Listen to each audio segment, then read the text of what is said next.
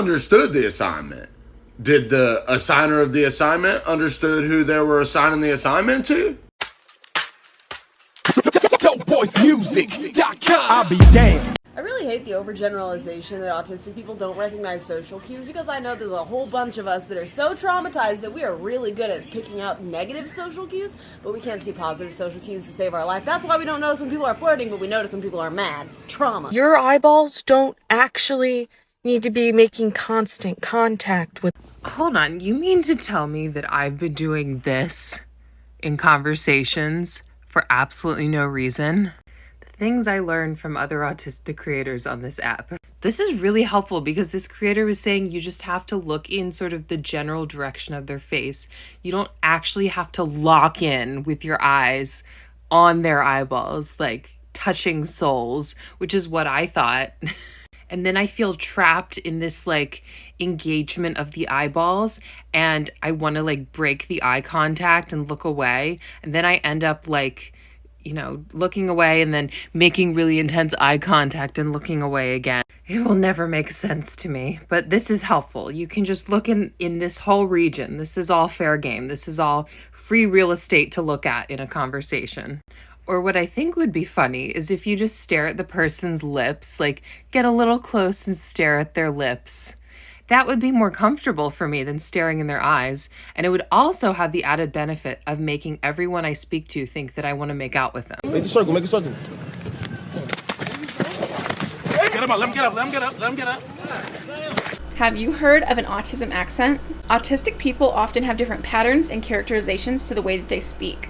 We're often told that we speak too fast, too slow, too loud, too quiet, too monotone, too whimsical, and we also mimic other people's patterns of speech as well. This also includes picking up on the slang, accents, and commonly said phrases of people around us. This is why a lot of autistic people have accents that are different than their local accent. All of these things are part of what is called an autism accent.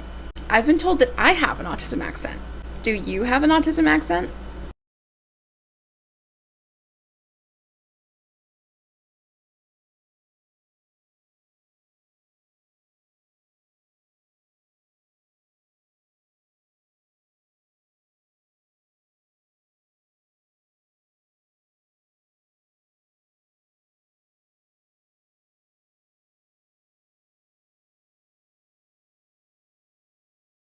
I'm a prophet! What?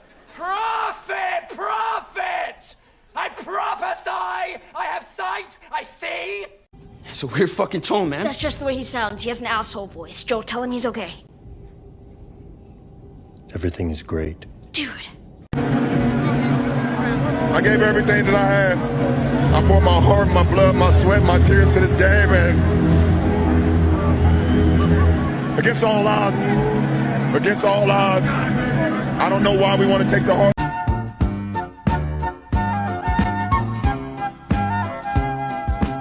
Goo-gooby. Goo-gooby. Goo-gooby. Goo-gooby. Goo-gooby. Goo-gooby. Goo-gooby.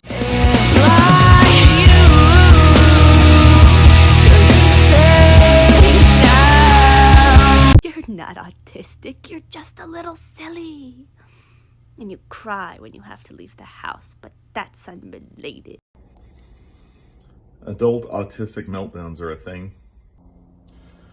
It's one of those things that's kind of embarrassing to talk about, and one of the biggest liabilities of being an adult autistic. Generally, it comes from a place where you're trying to explain what your experience is, explaining what you're feeling, and you go down the rabbit hole of spinning into explaining and re-explaining and re-explaining, trying to relate what you're feeling. Almost always with me, it comes from trying to ask for some kind of reassurance. That like, are you mad at me impulse, all the way to like, what's wrong, to, you know, I understand that I'm doing too much here and that I'm over-explaining, but let me tell you why. And you just keep going in circles and circles. This can happen in relationships. This can happen in the workplace. You find yourself sending like a little too many emails explaining what your thought process was for something, or trying to feel out why you feel chided. And in extreme cases, it can get pretty bad. For me, it pushes on to the nonverbal. I am exceedingly verbose, but there comes a point in my spin where I feel like nothing that I'm explaining is enough, that I start seeing the limitations of words, and I have this impulse that I wish I could speak in some sort of like nearly violent sign language.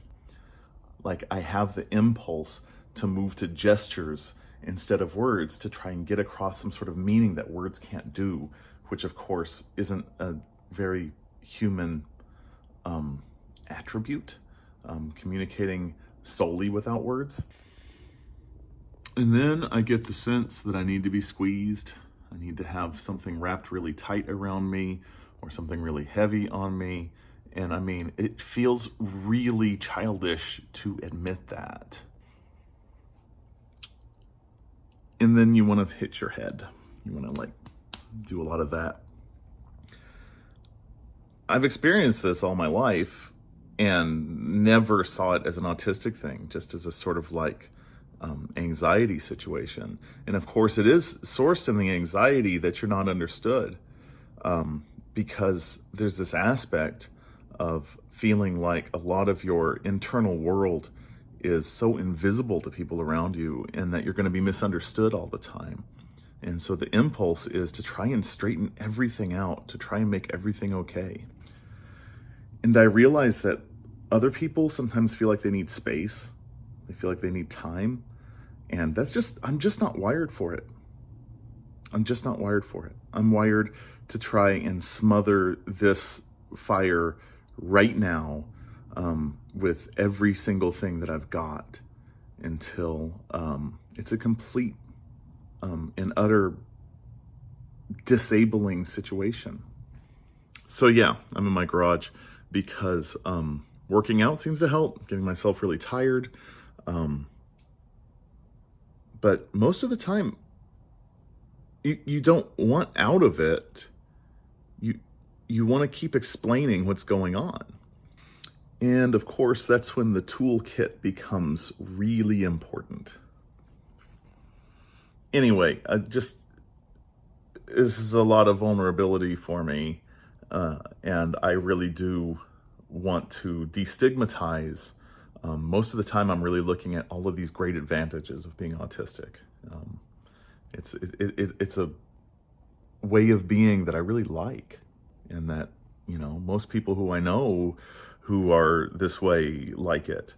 But it has its drawbacks, and they're tough. They're tough.